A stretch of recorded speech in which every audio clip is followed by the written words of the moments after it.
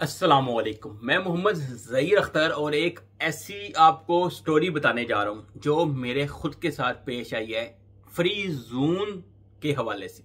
लोग कहते हैं कि हमने फ्री जोन की कंपनी बनानी है, हमारा वीज़ा लग जाएगा, हम यहाँ पे रातों रात पैसे दरख्तों से तोड़ना शुरू कर लेंगे। हकीकत में क्या हुआ है जो मैं आपको बताता हूँ। कभी कभार इंसान के साथ ऐसे हालात और वाकयात भी पेश आ सकते हैं। एक भाई आते हैं हमारे पास, वो कहते हैं जी हमने अपनी फ्री जोन के अंदर कारोबार स्टार्ट करना है और अपना वीजा लगवाना है। हमने उनको एक तो नॉर्मल पैकेज है हमारे इस वक्त, आपको ही पता है कि 9500 वाला पैकेज है जिसके अंदर आप अपनी कंपनी बना सकते हैं, उसके अंदर 7 कोटा मिलता है, प्लस आपका खुद का वीजा लग जाता है। ये पैकेज हमने उनको दे दिया। मसला कहां पेश आता है, हमने उनके लिए सबसे पहले तो एक इमिग्रेशन कार्ड की अप्रूवल बोला जाता है। याद रखिएगा, ये नहीं कि जो स्टार्टिंग में अप्रूवल डलती है उसको आप ये समझे कि आपकी वीजा की अप्रूवल आ जाएगी, ऐसा नहीं होता है।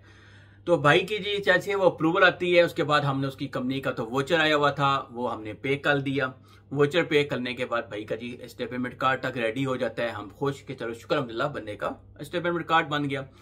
उसके बाद जैसे ही भाई का हम अभी डालते हैं कंपनी के अंदर वीजा, जैसे वीजा डालते हैं वीजा हो जाता है उसका रिजेक्ट। फिर मैंने लास्ट टाइम एक वीडियो में बता चुका हूं कि मैंने इस बेस पे मैंने को बोला भाई कि आप अपना पुलिस क्लियरेंस सर्टिफिकेट बनवाएं, वो हम लगा के ट्राई करेंगे। लेकिन इसके दरमियान में एक छोटी सी गलती कह सकते हैं, जिन भाई से उन्होंने ट्रैवल टूरिज्म वाले से वीजा लिया हुआ था, मैंने उनको रिक्वेस्ट किया कि भाई चलें आप उनको बोलें कि वो वीजा एक्सटेंड करवा लें। उस भाई ने जाके उनको पैसे दिए। अब लास्ट 2 से 3 दिन का टाइम बाकी था उनका, उसने पैसे दिए। एक दिन तो उसने ऐसे ही ज़ाया कर दिया, सही है।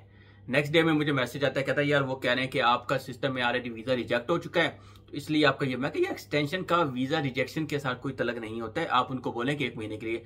लेकिन उस भाई ने जो आके हमारे बैठे हुए थे, अल्लाह उनको लंबी जिंदगी दे, मैं यही बोल सकता हूँ, उन्होंने क्या किया जी, नहीं हो रहा है जी, सिस्टम एरो आ गया, ये आ गया, वो आ गया। मसला क्या होता है कि जब वीज़े की तो कंपनियां हैं उनके कार्ड ब्लॉक हो जाते हैं, तो फिर ये बहाने आगे से आना शुरू हो जाते हैं। उन्होंने बताया नहीं, एक दिन दूसरा दिन भी है, मजबूरन उस बंदे को टिकट करवा के यहाँ से जाना पड़ा।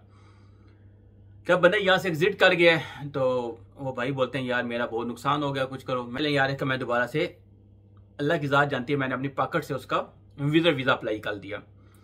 मैंने उसका वीज़ा अप्लाई किया दुबई सिस्टम से, पहले भी उसका दुबई से निकला हुआ था। हमने 2, 4 दिन, 6 दिन वेट किया। वेट करने के बाद ही दुबई से जो वीज़ा मैंने अप्लाई किया था वो वीज़ा उसका हो जाता है रिजेक्ट।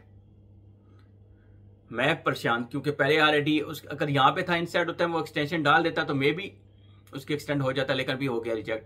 अभी इसके बाद ऑप्शन क्या था हमारे पास ऑप्शन बचता है, तो लास्ट बचता है वो यही बचता था कि हम अभी इसका आउटसेट, तो हमने हमारी कंपनी बनाई है उस पर हम इसका वीज़ा डालें।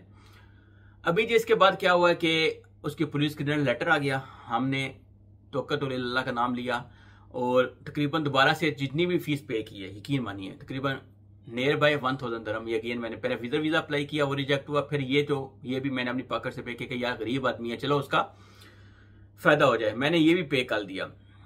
पे करने के बाद भाई जब हमने डाला है 24 आवर 48 आवर के बाद ही सिक्योरिटी से वीज़ा रिजेक्ट हो जाता है। जब सिक्योरिटी से रिजेक्ट हो जाता है तो वहां पे हम भी कुछ भी नहीं कर सकते।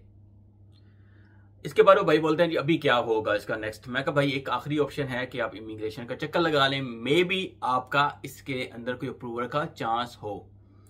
लेकिन जब इमिग्रेशन में जाते हैं तो साहब वो बोलते हैं कि भाई ये सिक्योरिटी से रिजेक्ट हुआ है, इसलिए इसका कोई चांस आपका अप्रूवल का नहीं है।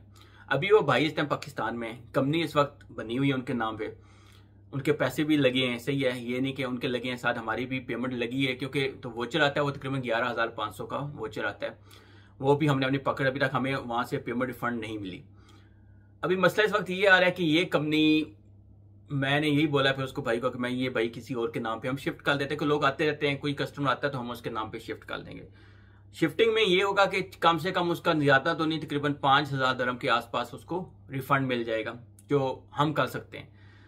लेकिन बताने का मकसद, इतनी लंबी स्टोरी बताने का मकसद क्या है कि यार कभी कभार इंसान अच्छी कोशिश कर लेना, फिर भी जब तक ऊपर से कबूलियत ना होना किसी के लिए, उसका काम नहीं हो सकता है। जो मर्जी कर लो, जितना जोर लगा लो। हमने तो अपनी तरफ से कोशिश अच्छी की है। वो तो आगे भाई थे पठान माशाल्लाह, वो भी अच्छा भाई था, उसने भी बहुत कोशिश की है, यकीन मानिए। लेकिन एंड स्टोरी ये है कि अगर अभी आपने फ्री जोन के अंदर काम अपना लाइसेंस बनाना है और वीज़ा, मैं आपको ये जो पुरानी आईडी है ना, जिनकी पुरानी इमरेट आईडी जिनके पास है, वो यूएई के अंदर आ रहे हैं, अपनी कंपनी बना रहे हैं, अपना कारोबार कर रहे हैं, ओके नो इशू, वो करें, उनको वीज़ा फ्री जोन के अंदर मिल सकता है। लेकिन जो विजिटर वीज़ा पे आ रहे हैं, फ्रेशर हैं, मेल की मैं बात करूँ, वो ट्राई करें कि वो ये काम रिस्क ना लें, क्योंकि कभी कभार यही होता है कि स्टार्टिंग में मे भी आपकी प्री अप्रूवल आ भी जाए, लेकिन बाद में आपको वीज़ा रिजेक्ट हो सकता है, जिससे आपके पैसे डूब सकते हैं।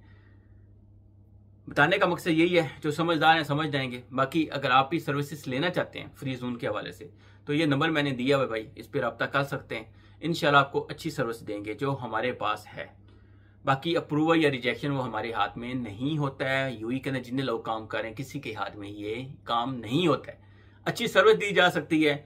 बाकी अप्रूवल रिजेक्शन बाय इमिग्रेशन है, और तवक्कुलिल्लाह जितने भी लोग यहाँ पे काम कर रहे हैं वो कर रहे होते हैं। मिलते हैं नेक्स्ट वीडियो में। ये थोड़ी वीडियो बड़ी हो गई है, लेकिन डिटेल बताना जरूरी था फ्री जोन के हवाले से। ये फ्री जोन की एक स्टोरी और डिटेल है, अभी आपकी मर्जी पे डिपेंड है आप इसको किस एंगल में लेते हैं।